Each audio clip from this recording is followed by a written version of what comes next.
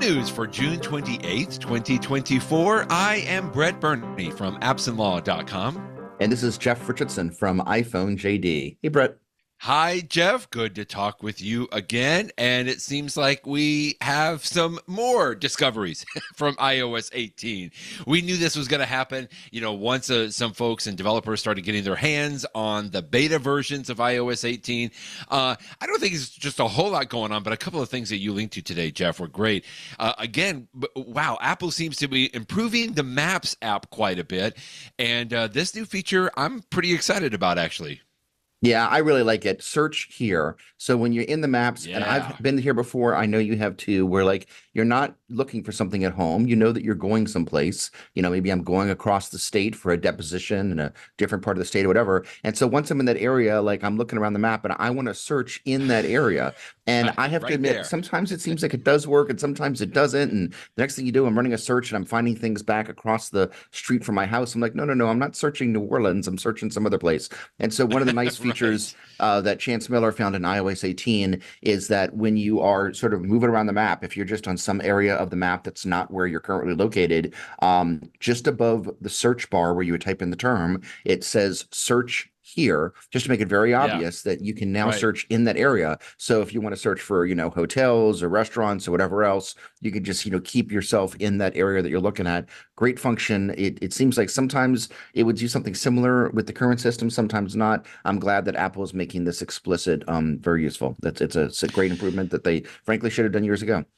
Absolutely. And, the first thing I thought of is for some reason, since I do quite a bit of travel, I'm searching for hotels.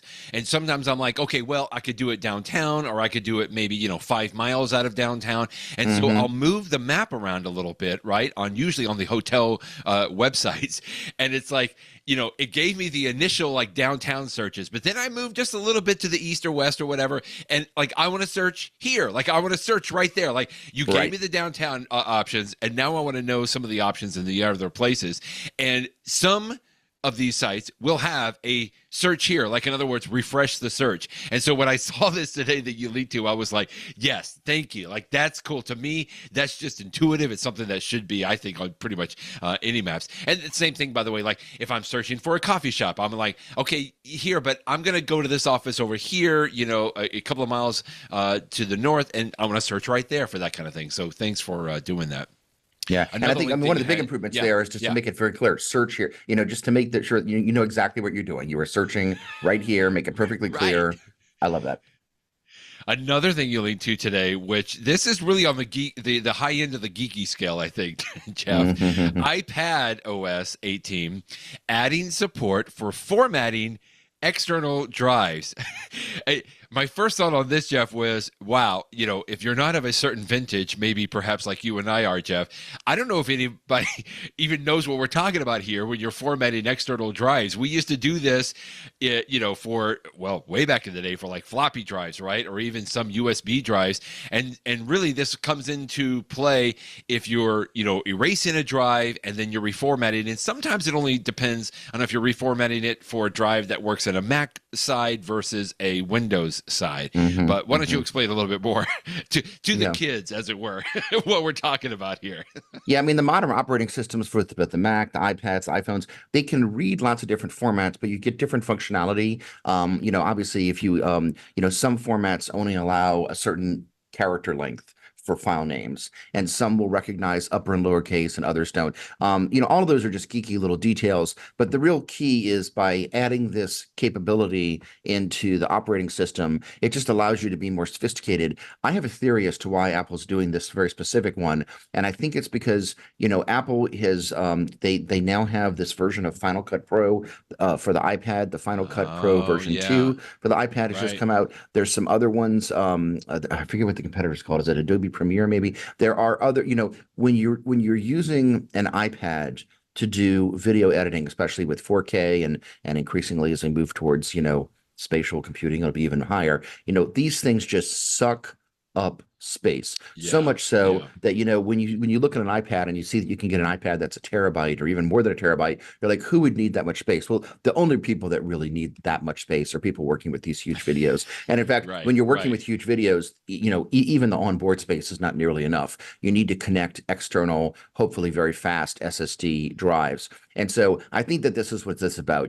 If you're going to be a video person Okay. that's Yeah. going to be using an iPad to do, even if it's just the first set of your cuts to the video, maybe you'll move it to the computer for the end. Final Cut Pro is nice that way. The version of the iPad doesn't have all the features, but you can start on the iPad and then move to the computer later when you're out of the field. I think that this is what it's about. People are probably out there, they're working with Yeah. hard drives and they're realizing, wait a minute, I want to just take one more hard drive, but it's, I just Yeah. bought it from the store. So it's formatted for PC and I want to get it, formatted for Mac. And so I Right. think that that's probably where it comes from, although Apple isn't saying.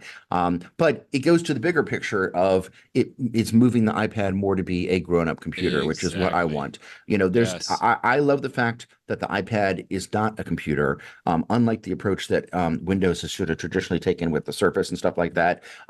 They have tried to sort of be the master of all, and it doesn't really good. I like the idea that things are different on an iPad than a Mac, but there are some power features, some utility type features that you can do in a computer that you simply can't do on an iPad. It reminds me, I actually had a question come into me this week, Brett, by somebody who was a reader of iPhone JD, and they said that their kid was going off to, I forget if it was college or law school. I think it was law school. And the question was, if you just had to get like that one new device to go, should you get a Mac? Should you get like a Right. nice MacBook Air, or should you get a nice iPad? And as much as I love the iPad, and frankly, if I myself was that student, I would probably go with the iPad. I just think that the Hmm. computer is more versatile because there's so much more you can Yeah. do with the computer, Yeah. that and Yeah. the modern Macs are so good. I just think that for most people that is the more versatile thing. And so but that doesn't mean that I don't want the iPad and the iPhone to become more powerful. So I like that Apple continues to add features like this.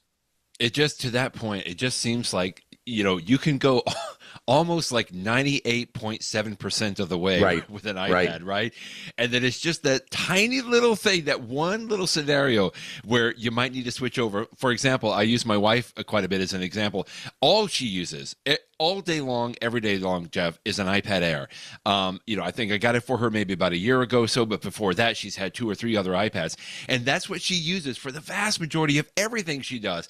Texting, reading, research, emailing, like website, everything is on the iPad Air, except that there's like 1 or 2 websites sometimes that she needs to go to, for the kids' school or something, that is just going to only work the best on an actual laptop, and she has to borrow one either from me or from my son or somebody, like, hey, I need to use your laptop just for, like, it only happens maybe once every other week or so. But anyway, to your point, I have to agree with you. And some people have said that that's sort of a knock against the iPad and the way it goes, but I think, to your point also that you've made, it's just great to see that Apple is continuing to put some of these, what I would consider to be higher end, like professional grade options in here in this.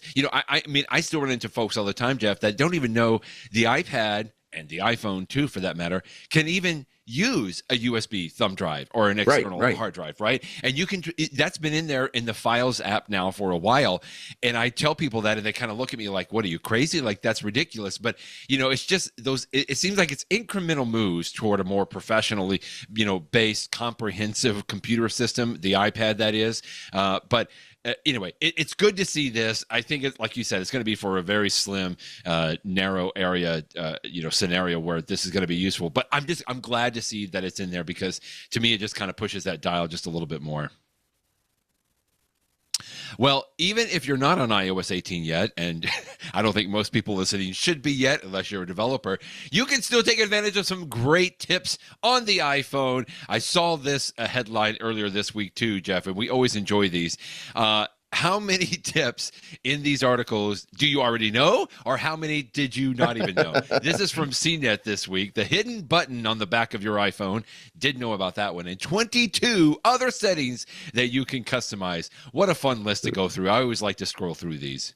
Yeah, it's funny that you phrase it that way. What did you already know and what did you not know? Because I think Right. of these lists the Right. same way. But there's actually a third category too, Brett. The third Oh. category is the tips that you knew but forgot about because you haven't used them in a Oh while, yes. and Okay. that's Good. often good too. And that's one of the reasons I like to look through this because, like, oh, you could do that. A perfect example of them is the one that's in the title, which is the idea that you can, tap. You can Yes. use an accessibility setting that when you tap your iPhone, it does something like launch a shortcut or do something Right. special. And I'll tell you, this is a tip that I have used on and off many, many times over the years. I never ultimately keep it on for a long period of time because I find that sometimes I will accidentally tap the back of my eye. Not Yes. intending to tap it, Right. you just touch it Right. and it triggers it. Right. But Right. there will be a period of time, like I might be in the process of doing a task, and so like just for today, when I tap the back of my iPhone, I want it to do something, and then it'll be useful, and I'll get that done, and then I'll turn it off again after the day. So that's a good one to sort of to know about. Another one that I like that was in this list is, and this I think just came out last year, in iOS 17, if I remember correctly,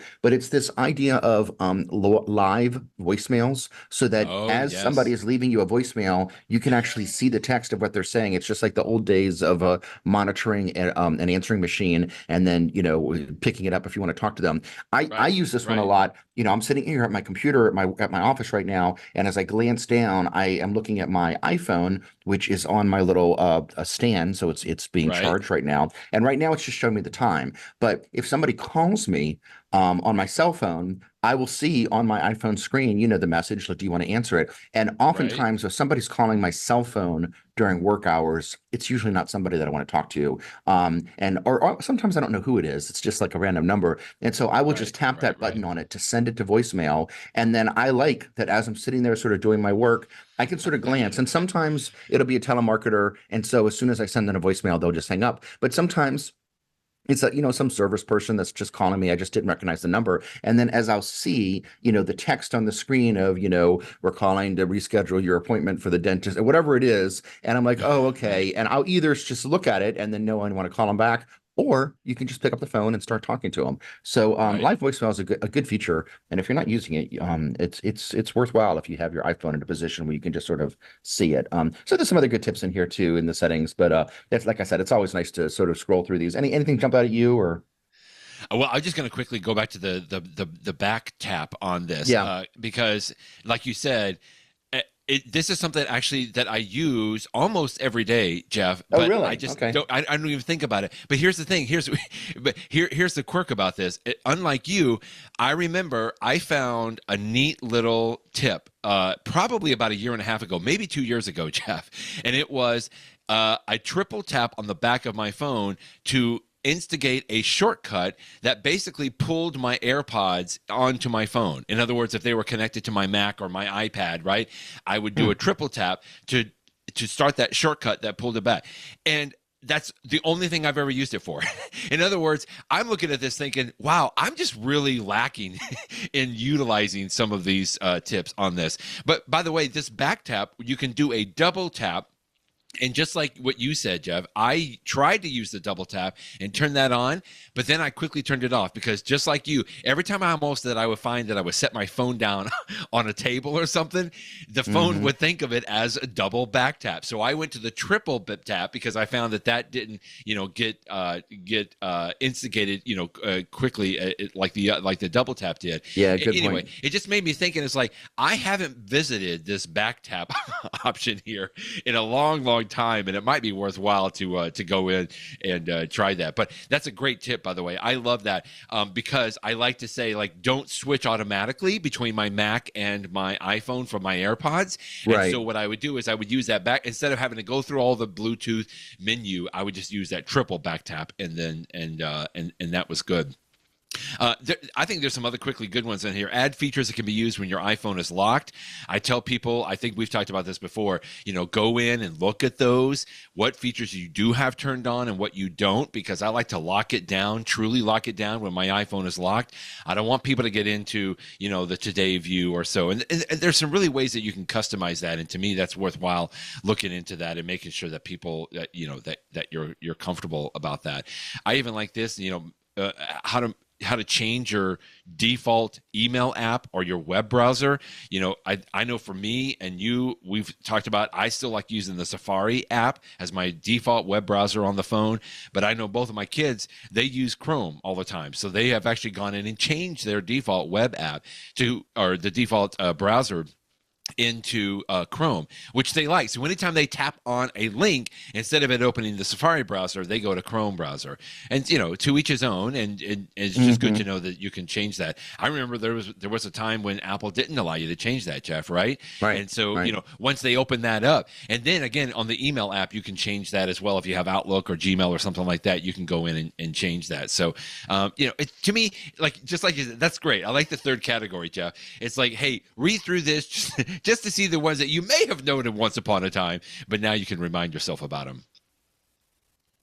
Here's another good one here. 10 things everyone should know about the iPhone's keyboard for a better typing experience. So not only do we have the 22 general tips, here are a couple of to me, again, this was great to run through these to say, oh yeah, that's right. I do remember that you can get access. You can swipe around the keyboard instead of actually tapping either of the keys. Good stuff here as well. Yeah, one that I like is that, and it's always a good reminder of it. I think it's number 3 on the list. It's the switch between the keyboard views faster. And what this one is you're typing on your iPhone and you have the letters, right? And then you want to switch to the number keyboard. And so there's that button at the bottom left that you can sort of press once, and then it'll switch into the format where it has 1, 2, 3, 4, 5 across the top. And then when you're done, you can tap on ABC to go back. But what's sometimes faster is if you hold your finger down, almost like you might hold down a shift key, just for a second on a computer. If you hold your finger down on the ABC 1, 2, 3, etc. key, as long as you're holding it down with your left thumb, with your right finger, you can just tap the numbers you want or whatever else. Yeah. And then when you lift your left thumb, you're snapped right back to the original keyboard with all the letters on it. And that's one that when you get used to it, I just find it a lot faster than, I guess it's one less button press when you do it that way. That's a good tip. Another one that's in here, which is good, and that I do use from time to time, I will usually thumb type on my iPhone, just with my thumbs. But every once in a while, I use that slide to type feature where you sort of, put your finger on the first letter and then slide to the second, to the third, to the fourth. And I don't really have a rhyme or reason for when I do switch modes. I like the fact that you can just switch modes, whenever you want. You don't have to press any buttons to do it. Just use it. And sometimes if I'm typing more of a sentence, often if I'm going to have a lot of text in an email or something, and if nobody's around me, I'll just use Siri and just dictate it. But if I do have people around me, so I want to put in a lot of words without people hearing me, sometimes I find that swipe is faster to enter multiple words than just regular old thumb typing. So it just depends. But I mean, it's nice to have features like this in your back pocket just so that you can use them when you want to. Jeff, do you remember the time when we used to have multiple type of keyboards, not switching between the letters and the numbers, keyboard, but there's a globe icon down there, yeah, right? I still do that. I switch between keyboards. Yeah. Now, I think this was originally designed for switching between an English keyboard or a Spanish keyboard or a French keyboard, right? Right. Go in and change those. Do you have any of these others now? I still only have the text expander keyboard in there, and I don't know that a lot of people may have that, but this is an app that will expand out snippets. I used to have 3 or 4 others, and I'm trying to think. There used to be several others that were in there, but if you tap and hold on that little global icon, that's where you can also, another one of these tips from this article you link to, that you can shove the keyboard to the right or left if you just wanted to use one hand. What other keyboards do you have in that list down there? Right now, I only have text expander in there. There have been times where I have, for various reasons in my life, have been involved in something like a different language, like the Russian language or something like that. And just by having the Russian keyboard on there, it was just so much faster to put in those characters because, of course, you can do it. Again, I'm not often doing that, but there have been times where I've had to use something like that. The text expander one is nice. I normally don't use the text expander keyboard, but the one thing that I do like about it is I have a couple of snippets that I primarily use on my computers. I extensively use them with computers, but every once in a while I'll use it on the iPhone. And one example I have, and it's a really simple one, is to paste something in a pure text format without formatting. So I may copy something on the internet, in Safari, and then I want to paste it into an email, but I don't want it to carry with it the formatting, the bolds and the font size and the font type and everything else. I Right. just want the words. And so I have a very simple little text expander. I mean, it's the most simple text expander snippet you could have. That when I type XXC, and I only pick those letters because they're next to each other, and I would never otherwise type those three letters together. Right. When I Right. type XXC on any computer, my PC at my office, my Mac at home, or when I'm in the special keyboard on my iPhone, it will take whatever's on my clipboard and it will paste just the text of it. And so I just find sometimes when I'm on my iPhone and like I just said, I want to take some text and paste it without the rich formatting. That's just a fast way to do it. There's one or two other snippets I'll sometimes use too. I don't use it a lot, but I do Me use it. neither. And I Right. mean, I probably switch over to the text expander keyboard. I would say at least once a week. Maybe not more than once a week, but enough that I do appreciate it being there. If you tap and hold on the little globe icon, if you do have Hmm. that globe icon there, I don't think it shows up unless you actually have like maybe an extra keyboard. Right. If you tap and hold, then you can switch between those instead of just tapping it. But if you tap and hold the globe icon, and at the top now, it will even jump you to keyboard settings, right? So if you're Hmm. kind of trying to figure out what we're talking about here, if you tap and hold on the globe icon, tap keyboard settings, you can see that if you tap at the very top, it'll go keyboards, and this is where you can add or remove the keyboards. The only other add new keyboard that I have available there, Jeff, is Fantastical, which I don't know. I've never used that as a keyboard, but anyway, just interesting to kind of figure out maybe that's something else to look at in there. And you can Hmm. actually quickly go to your emoji keyboard there too. Although most of the Sure. time we have a smiley face emoji next to the space bar, right? And that's what I usually type to go to the Hmm. emoji keyboard. And there's other different ways in there, but anyway, just some really good things to remind yourselves about. Different tips for typing on your iPhone. I mentioned my AirPods Pro, and I had to go and look at my settings for my AirPods Pro this morning, thanks to the article that you linked to about Apple confirming that there is a software update, or we usually call it a firmware update, right? Although it's kind of they overlap there quite a bit. But anyway, it's well known. We've talked about this several times that every once in a while, Apple will release an update for the AirPods. And the good news is you don't really have to do anything. Hmm. Eventually, at some point, maybe, perhaps down the road, it will actually update for you. And anyway, it's just kind of good. And I'm glad that it sounds like this was some kind of a Bluetooth hack that they are also getting around. So it's worthwhile to make sure. And if you wanted to go and check if you have updated, then this link that you linked to, Jeff, will make sure people know where to go. Yeah. When you checked this morning, Brett, were you up to date already? I was, yeah. Yeah, me too. So Interestingly it enough, actually, I mean, yeah. I think this one just came out a few days ago, and so it actually, it was were just two anecdotal examples, but it looked like it did get rolled out successfully. So, I mean, the bug itself seems a little esoteric. Some hacker, taking over my AirPods. It's hard for me to imagine some hacker, taking the trouble of saying, "Aha, Right. Jeff will not be listening to his podcast. Now he's going to listen to my voice." I don't know how You're gonna often get that Rick happens. rolled. It could be a good Rick roll, Exactly. It that's could be a good Rick that could roll. That's a happen. that's a fair point. So, but I mean, again, I certainly don't want, even though I think it's a little crazy that a hacker would want to do that to me. Why not make it safer? So I do like that even these devices that you, like you say, you don't normally think of them having software on them, but they do have some internal software, the firmware, and I'm glad that Right. Apple has the ability to push out these updates and to give them the security updates that they need. Easy to use from AirPods Pro to the Vision OS, the Vision Pro. Interesting story here from Dan Moore that you linked to. Hmm. Perhaps the next device that could be using the Vision OS.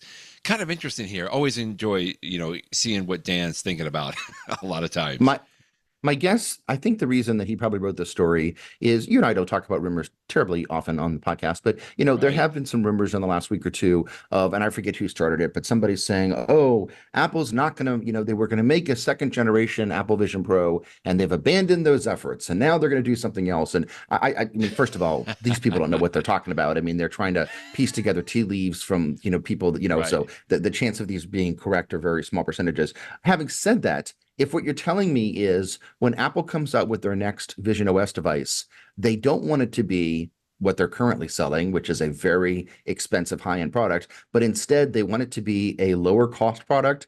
Yeah, Mm, I think that yeah, makes. I think that's exactly yeah, what Apple wants. The first time that Apple has come out with so many of its products, the first generation is often, more expensive and everything else, and then over time they want to, right. slim it down. I've heard so many people speculate, for example, that the Vision Pro, when I'm wearing it, if somebody walks towards me, they can actually see on the outside of the goggles, a little representation of my eyes if I'm looking at them. It's an interesting feature that I suspect that Apple and its labs thought that they had to put on the first generation to try to make people aware that you're still part of the environment. But Right. frankly, it's not necessary. I mean, perhaps it's silly to call it eye candy, but I mean, it's really not. I don't think it's necessary, and I don't know how much money goes into that screen that faces the front, but I could definitely see them taking that away. But of course, what I Right. really hope that Right. they do is not only decrease the price, but also make it lighter and stuff like that too. And so what Dan is talking about in this article, what he sort of talks, in a Vision Pro S app, an SE version.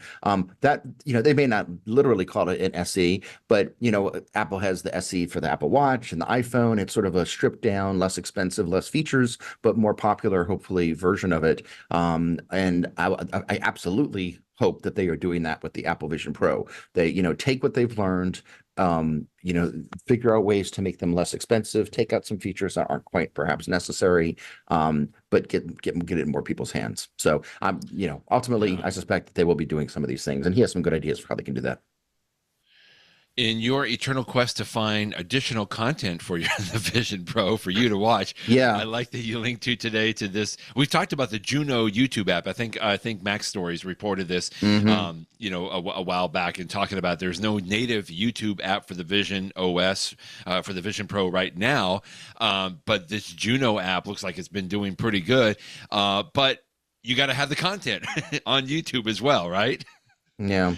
When if out of the box, the Apple Vision Pro, you can go to YouTube in the Safari web browser and you can watch a video there, and that works perfectly Okay. fine. Okay. And you can even make your web browser bigger or smaller to change the size of it. But there wasn't just sort of a dedicated app. And so one of the ones that I bought, it was $5, was this app called Juno, which basically just puts a little wrapper around YouTube and allows you to have a separate app to watch YouTube stuff. I found it to be a little buggy. It would often crash. I did use it sometimes, but I just don't watch a lot of YouTube content on my Right. Apple Vision Pro.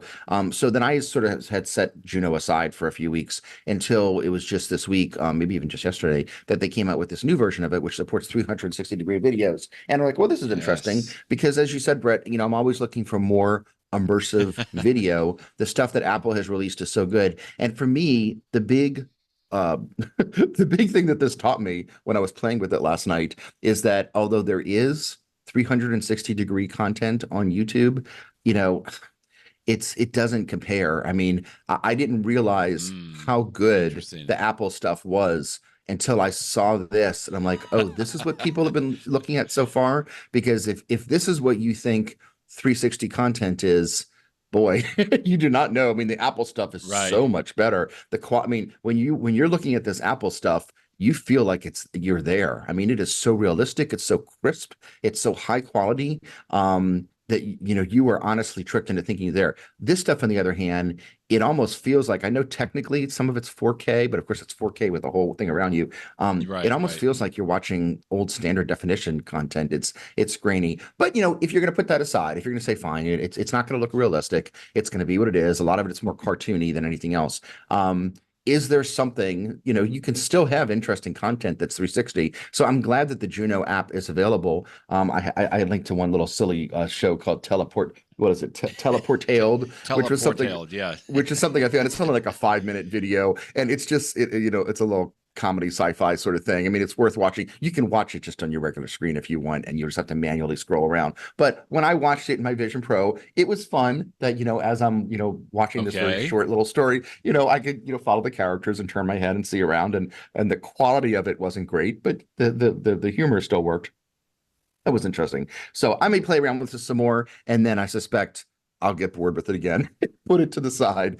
But Yeah. someday, I mean, of course, this is going to all change. Someday, I'm sure Yep. that YouTube will have 360 content that is 12K or 15K, whatever it is. It'll be such high Crazy. quality and take a lot of bandwidth too, but it'll be such high Right. Right. quality that then everybody, whether you're using an Apple device or maybe the Facebook stuff, maybe the Meta Quest will be even better by then. Maybe some of these other devices that are also have high quality can take advantage of it, and that'd be great. So, I mean, I would love to have, just like YouTube as a central clearinghouse for great 2D content right now, maybe one day it will also have lots of great 3D 360-degree content on it. So anyway, if you happen to have an Apple Vision Pro, check out the Juno app if you want to see what some of the stuff looks like.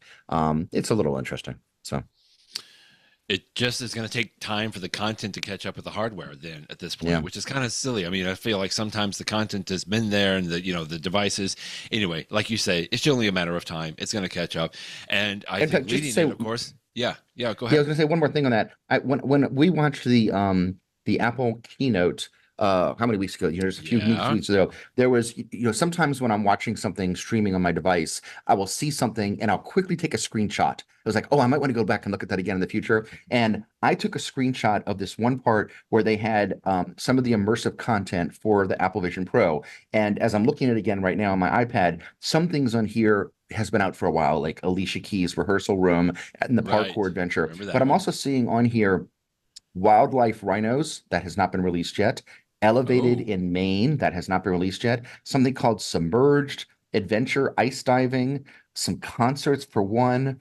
When I say elevated, I think what this is a series of like drone footage that like from the top. So there's that one that I just mentioned for Maine. There's one for Hawaii. There's something called Wildlife Sharks. There is, of course, the MLS Cup highlights. We know that they're going to be doing some soccer stuff. Right. Something with hot air balloons, something with The Weeknd, the band, some Red Bull thing. So I took the screenshot because I'm like, wow, there's a lot of content right here. Where is all this? Only like 5 of these are around right now, and they've got like 25 on the screen. So at least if Apple is putting it on a video, they must be confident enough that it's coming soon. And some of these we've actually seen little previews of in some of their teaser videos. So anyway, that's an example of, we know Apple has more stuff coming out soon. I wish that each one of those little pictures had like a release date on it. This one's coming in July. This one's coming in August. But instead, maybe some of this stuff is coming in 2029. Who knows? But I guess eventually. Okay. Anyway. Well, for those of us that are still on 2D content, this was a good article here from Macworld. But I mean, you were going into some other details in your post today, which is good, about all of the shows, the upcoming shows that you are excited about for Apple TV Plus. And by the way, just in case, when we say Apple TV Plus, we're talking about the streaming service, right? The service that is providing a lot of movies and, short content and series, which, as you know, if you've been listening, Jeff and I are pretty big fans of the content that they're putting out here. But man, there's even some good stuff. As much as I'm excited about the 3D content that you're talking about, Jeff, for the Vision Pro, I'm very excited about Apple TV Plus as well.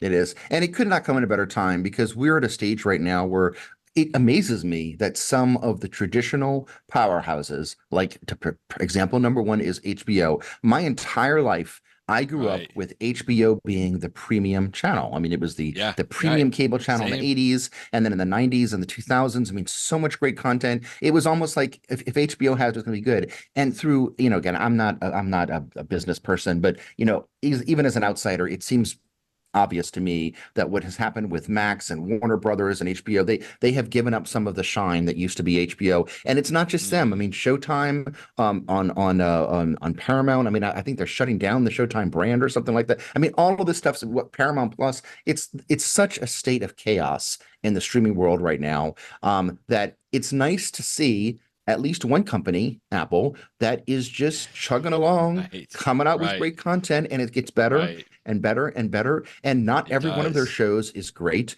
There was a show that my wife and I watched. We watched the entire series because we wanted to see it to the end, but it was called Sugar. I don't know if you've seen that one. It's it's impossible to describe because there's a twist in it that I don't want to give away. But I will just say that I enjoyed it, but the way it ended, I don't know if I liked the ending. I guess I would sort of recommend it because I enjoyed the ride, but that is an example of Apple tried something, whatever. I mean, it was okay, but they have so many other things that have not been whatever, that have been actually really, really, really good. Whether it be Dark Matter or Trying, which has been around for a while. So that's why this is a fun list. I have to, because of the legal background you and I have, Brett, the presumed innocent one. I mean, gosh, when I was in college going into law school, I loved that John Grisham book. And then the movie came out and it was so good. And so like as I started law school, because I started law school in 1991, in the early 90s, Presumed Innocent could not have been more on my mind. And then some of the other follow-up books too that he had, like in fact, the Pelican Brief was especially interesting for me because that took place in DC, and I was in law school at Georgetown. It also had to do with Tulane Law School in New Orleans, and so like it was just all of my worlds were coming together. So all of those John Grisham books were great, but Presumed Innocent especially. I have not started the TV show yet. Maybe I'll start it tonight. My wife and I are trying to find a time that we can both watch it together because we both want to see it. And that's just what's available now. So to get to this list that you were talking about, there's so many good things coming out. I mean, not only the movies. I'm barely listening to you because I'm getting so excited about this so list, much. Jeff. Yeah, I mean this Lady in the Lake thing with Natalie Portman looks really good. Yeah, I mean Time Bandits is funny to me because Time Bandits was almost like a silly 1980s movies that was by some of the people that were behind Monty Python's Flying Circus and Gillian and stuff like that. And so there's going to be a version of that that's going to have Jermaine Clement, who is one of the guys from Flight of the Conchords and is involved in a bunch of other stuff. Lisa Kudrow is going to be starring in it. I always pronounce this name wrong. Taika Waititi, who's been in all sorts of funny stuff, is involved. I mean, that's going to be great. This Woman in Blue show looks really interesting. The Instigators with Matt Damon and Casey Affleck, that could be really good. You and I talked a couple of weeks ago about Bad Monkey, which is going to have Bill Lawrence, who is behind Scrubs and some of the other shows, Ted Lasso. And, if he's behind it, and when it's starring Vince Vaughn, that's going to has the potential to be really good. And then Wolves, just as this, look at this. Oh my goodness! I feel like this. If you're a premier Hollywood actor right now, the goal is to land an Apple TV Plus show of some kind, right, Jeff? Yeah. I mean, it just seems like Wolves. I mean, this is Brad Pitt and George Clooney, for crying out loud. I mean, it's like and it's not just those two, but it looks like it's those two being wiseacres, sort of half funny, half drama. This is what these people are made for, right? So again, It could be bad, it could be good, but at least it has the potential to be really, really good. And there's just so much of this. It's like every week it's coming out. So to return to where we started, I'm so glad that Apple TV Plus is doing so well. I think, especially those of us that live in the Apple universe because we use iPhones and iPads and Apple TVs, it's so nice to have because you can get part of the bundle and stuff like that. But I know that they are a small player and that a lot of people don't have Apple TV Plus yet. And those people, I'm sure, don't listen to this podcast, of course, but spread the word because there's some great stuff out there. And if people are looking for some good stuff to watch, I mean, not that there isn't things on Netflix and stuff like that too, but there's really good stuff coming out. Jeff, Neuromancer. They're putting the William Gibson novel. I mean, this is where the cyberpunk came from. Absolutely, way back in the day. There's no release date for this. Come on, Apple TV Plus, give us some 3D content and release dates. We need this information on here. That's great. All right. So, okay, I know we've waxed on for this because we just are getting excited, but 'tis the season, right? It's the summer season. I think that's the way you even started off your post today. It's like, it's the time to sit and enjoy a little bit of time on the couch and watch, even if it's 2D, that's fine. But now, the other thing quickly, you just linked to, this is like Apple TV Plus. Now they're premiering original podcasts. Man, it just keeps expanding, Jeff. I know, and I'd love to announce that our podcast is not part of Apple TV Plus as of right now, but we're available. Apple, feel free to come. Soon. We have very reasonable prices if you would like to purchase this podcast. But no, again, it's interesting. And people like Spotify and stuff have done this too. I have mixed emotions to it because so much of my heart believes that podcasts are to be freely available to everyone, much like websites, through RSS ought to be. But of course, the reality is that many websites have paywalls. You got to pay for them, and the same is true for podcasts. And so if you're going to have some premium podcasts that are only on Spotify or only somewhere else, why not have something that's only on Apple TV Plus? This particular show, what is it about? It's a Mexican singer-songwriter that goes back to her roots. So I don't know that this particular show will necessarily appeal to me. I don't know. Maybe I'll check it out. But they're getting into the game. And so we'll see if they spend some money on podcasts. We'll see if it goes. A couple of more stories quickly here. If you have an Apple Watch, you might want to reconsider that tattoo sleeve that you've been thinking about. Oh, darn it. I was just about to do it, Brett. I know, Jeff. I'm so sorry. You'll have to reconsider. Okay. what I loved about this story, first of all, that is the headline here. There are drastic steps that you can take if your tattoo is hampering your Apple Watch. So apparently this gentleman here had a tattoo sleeve, and he found that, I think it's the colors, right, in the tattoo were interfering with the Apple Watch being able to take his vitals, right? Or because what it's doing a lot of times, if I'm not mistaken, is that the lights on the bottom of the Apple Watch are actually shining to see your blood vessels. That's Isn't exactly that right. something? Yep, Okay. yep, yep. Okay. Something along those lines. So if you've got, if you have a tattoo sleeve that would be under the Apple Watch on your skin, apparently it could cause some interference. And what I truly even loved about this article, this is the reason is that to look at this article. Here is the way that you can get around that. You can still have a tattoo, but just do, trace the shape of your Apple Watch on your arm, and then I'm sure any tattoo parlor will be happy to kind of laser etch the tattoo just for the shape of your Apple Watch. What a wonderful story this was. I know many more people listen to this podcast for audio than watch the YouTube video, but if you're going to watch the YouTube video, this is the reason to watch, because it's very funny to look at this guy's arm where they have traced the outline of an Apple Watch and they are lasering the video. It's even if you just watch that 10 seconds, it's worth watching. Right. It's worth it. And I guess it works, right? To the end of the story. I mean, it's a happy ending here, right? Well, speaking of the Apple Watch, once you do get that laser etched tattoo off so that your Apple Watch works again, this is another good little article you linked to, Jeff. Your new, the favorite new minimal Apple Watch face, not yours, but this was interesting from Zach Hall at 9 to 5 Mac. I don't know if that I would like this, because I prefer filling up the entire space on my Apple Watch with as much information as possible. But if you're on the minimalist side, this is an interesting idea from Zach Hall here.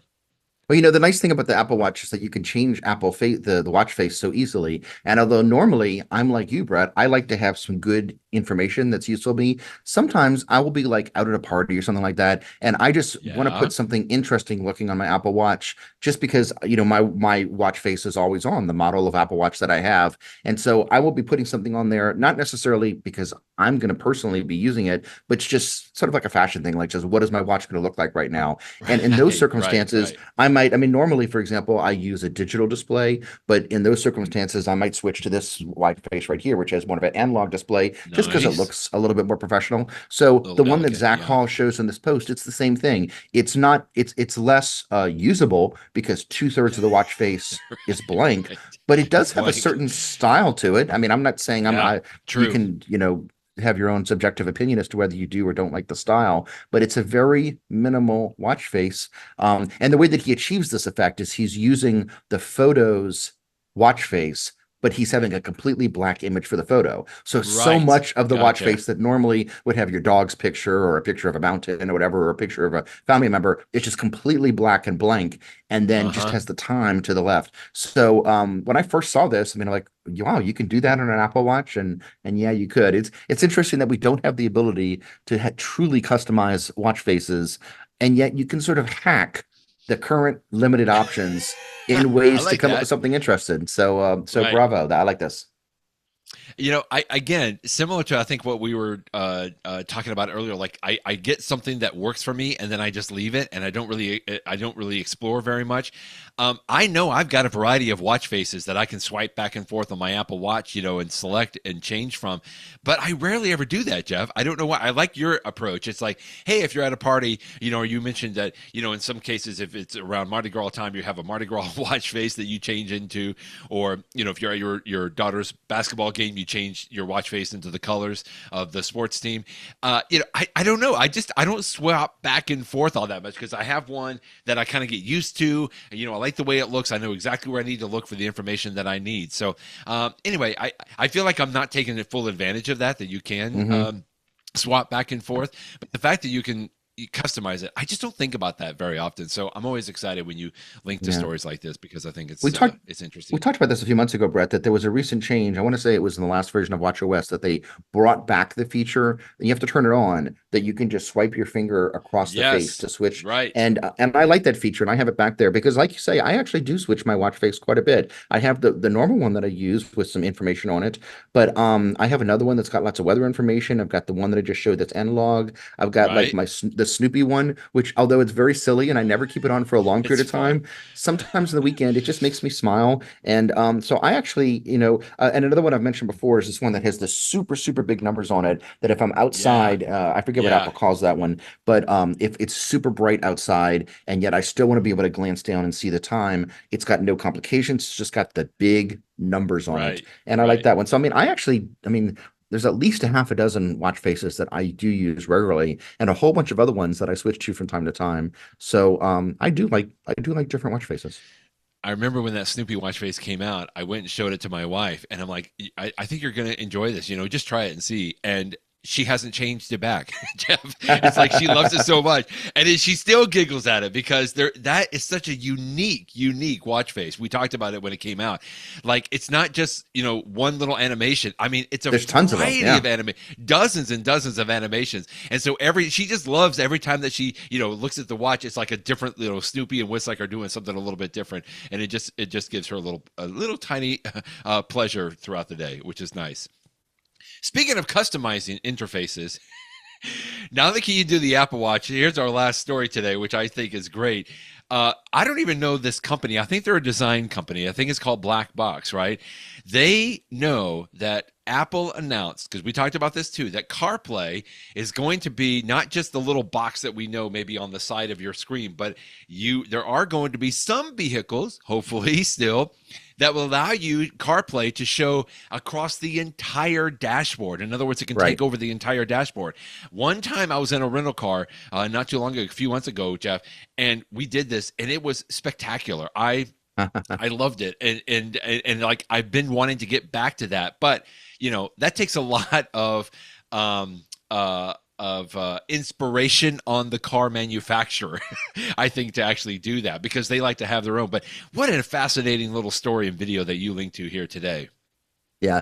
What they did in this article is they found all of these, custom, not custom, all of these notable car interfaces for cars, Yeah, the Porsche 911 and other cars that people will know Corvette, of, that have these Ferrari, very Testarossa. Yeah, distinctive designs. And then they have reproduced, not 100%, but 90% of the way there, using the close CarPlay enough. interface enough to, like, if you like this look, you can do something very similar with this interface.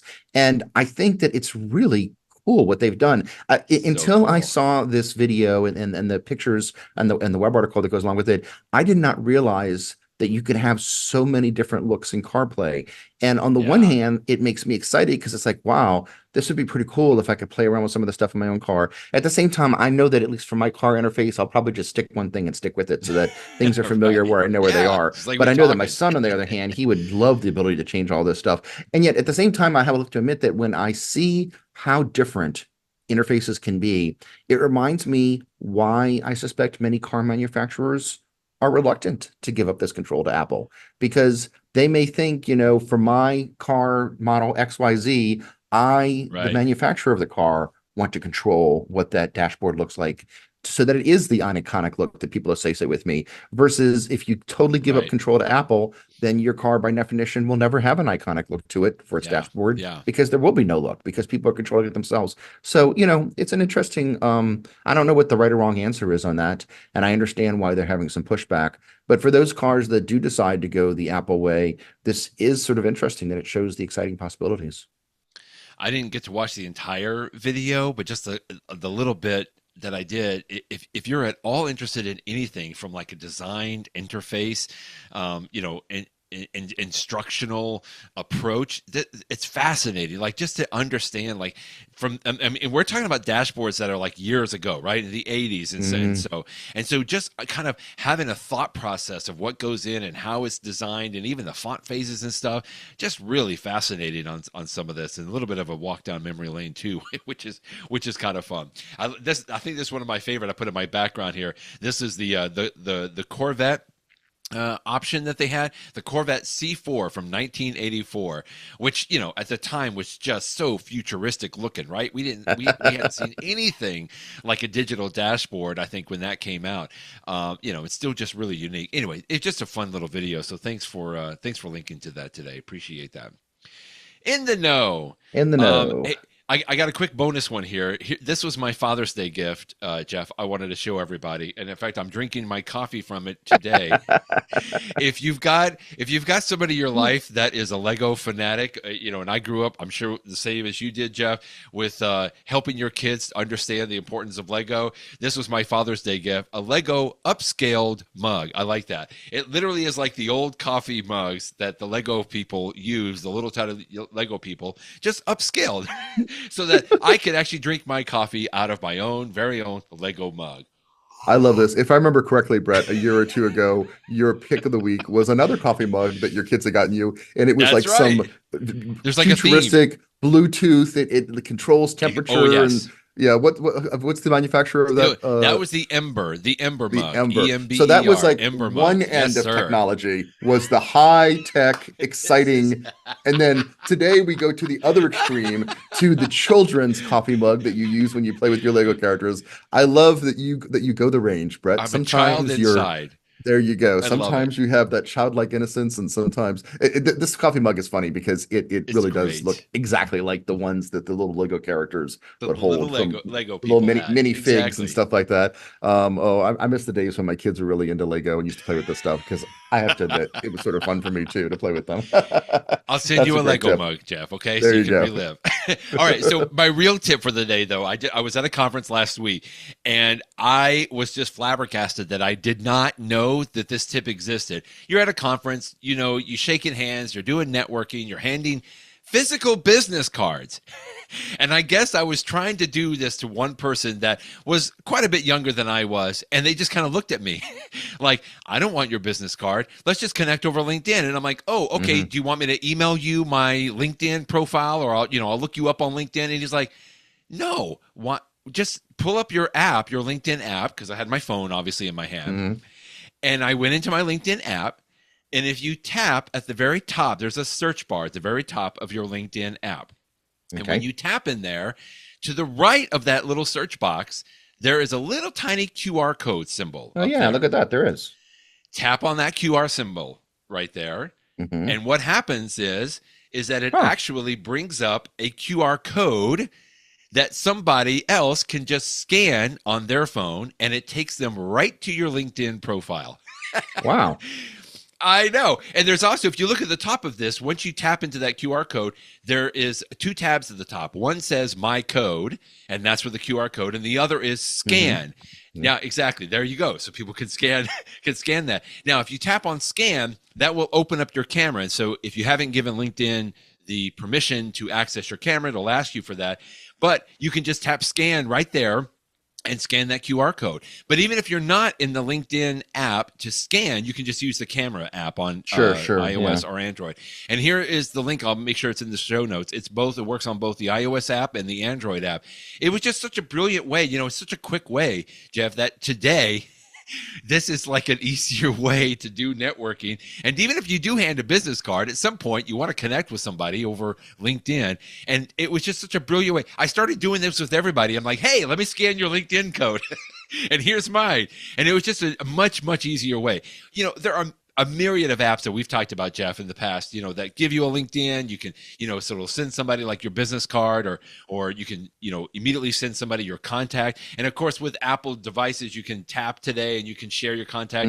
But just that LinkedIn component, if that's what you're doing from a networking aspect, so people can follow you and see what's going on. This was just a beautiful little tip that I wanted to share with everyone today. I had no idea that you could do this, and I'm so glad that you shared it because, like you say, Good.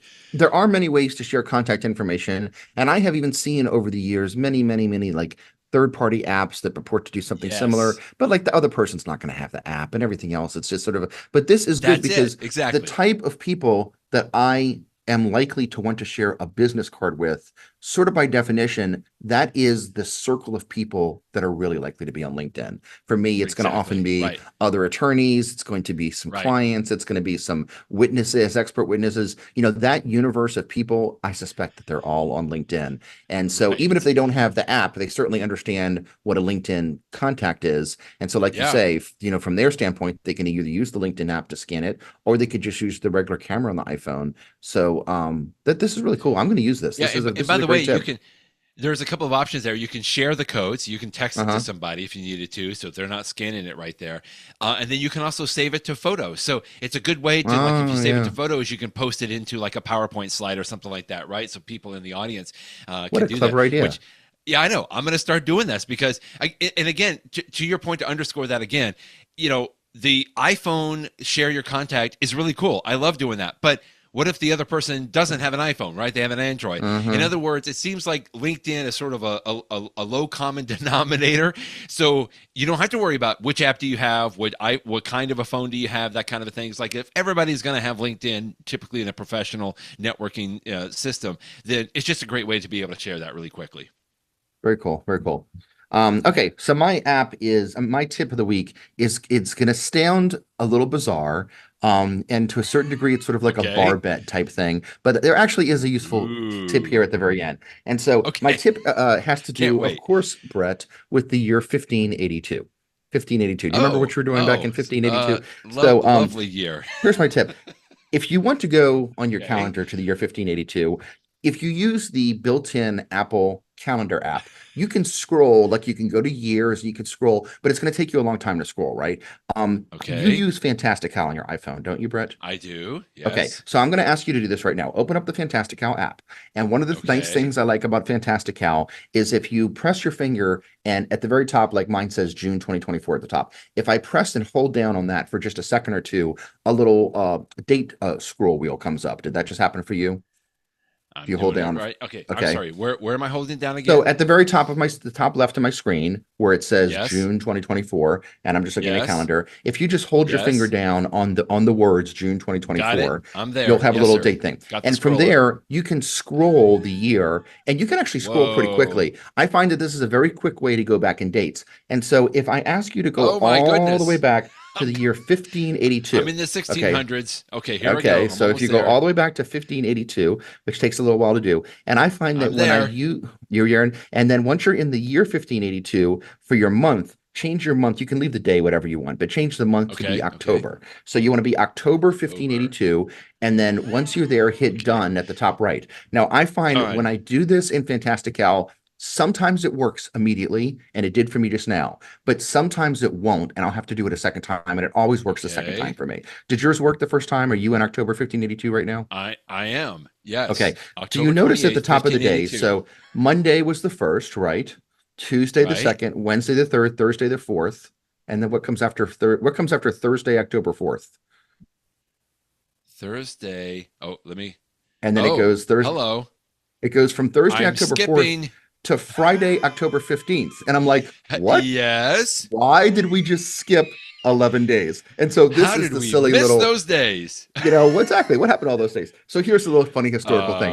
I put and Yes. I have a link to this in the show notes today, but there's a Wikipedia page that talks about the transition in calendars. Way back when we used to have the Roman calendar, started I think by Yes. Romulus first, and the Roman calendar was interesting because it was like 10 months long.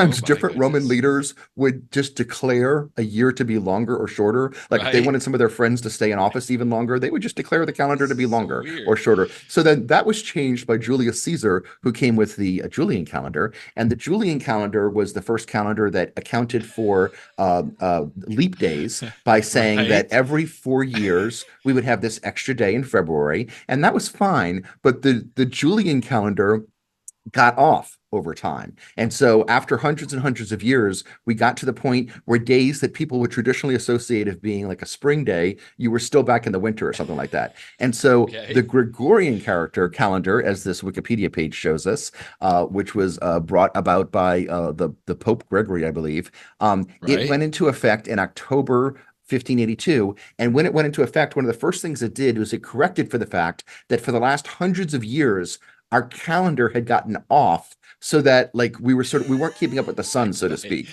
And so Right. they just declared that it went from October 4th to October 15th back in 1582. Oh And my that's why goodness. your iPhone correctly shows that it goes from October 4th to October. And the Gregorian calendar was adopted almost immediately in countries like France and Spain. It wasn't adopted until like the 1700s in England. And in fact, there's some country, if you scroll to the bottom of this Wikipedia page, I want to say like Saudi Arabia or something like that adopted it like 8 years ago or something. Like, some countries have been a little late to the Really? calendar, but most people Fascinating. had adopted it. And so it's sort of like an interesting history Yeah, here lesson. it So is. okay, so this is my little, if you want to just sort of show something somebody's bizarre, go to October of 1582 in the calendar and they will see that leap in dates. The That's real reason, a little besides the fact that insane. that's sort of an interesting history lesson, what I think is interesting about this particular tip, though, is I will sometimes want to jump to an old date in my calendar. And although Right? I'm typically not going back to the 1500s, I'm typically going back to like the 1990s or something. But I find that when I want to jump dates, I find it to be a little bit slower to do it using the built-in calendar app. I find that Fantastical, because of that scroll wheel that you and I just Yeah, used, it's is a real really fast way nice. to go specifically to a month and a day. Absolutely. In the 1990s, I had an electronic device. In the late 90s, I was using a Palm 3, and even in the early 90s, I was using a device. I don't have a lot of stuff in my calendar back then, but once we get into the 2000s, I actually do have a calendar. And so sometimes a lot in my calendar that, from various devices that have over time now showed up on my iPhone. And so there will be times where I'll be like, what were we doing 20, 25 years ago? When did we take that trip to go someplace, or when did something happen? And so Right. I will want to scroll back. And so one of the reasons that Fantastical is a nice app is it has that nice feature, and other third-party apps do as well. But even if you don't have a third-party feature, you always use the built-in calendar to go back and sort of recreate dates. So whether you're going back to something that you did 20 years ago, or whether you are looking at the skip of 11 days because of the Yeah, Gregorian that calendar in 1582, that is my tip of the day: is changing to different dates from the past in the iPhone. that's really good. I mean, I will sometimes, probably most of the time, I use the built-in calendar app on my iPhone most of the time. But I will switch over to the Fantastical because I do like several features. I don't know if I was fully aware. Of course, I haven't had many opportunities to need to scroll back to 1582, but this is really great that they're just little tweaks and things here that in Fantastical, I'm a subscriber because it really is just really cool to have some of the customization options and everything that's on there. I am happy to say I didn't have anything that was prohibiting me on my calendar in October 15th. I didn't miss anything in those You didn't 11 miss days. anything from that. I'm glad to No, hear that. Good to I'm hear. glad Good to to know hear. that. That's good. So Fantastical, I forget what the pricing is. It seemed like I paid like $60 a year or something like that. I Yeah, I think I actually forget. got I think it's the company is FlexiBits, right? I think I FlexiBits, got a right? family account for us because we all just really enjoyed it, and it's easy to work on that. I can't remember the price and components that they have right now, but anyway, FlexiBits. I'll have a link in the show notes because I think that's just really cool. If you did want to scroll all the way back to 1582, it's easier to do in Fantastical. Thanks, Jeff, for that historical tip. That is You're very welcome. important. Good talking with you, Jeff. Always interesting to hear what's been going on this past week, and we'll talk with you next week. Thanks, Brett. Bye bye, everybody.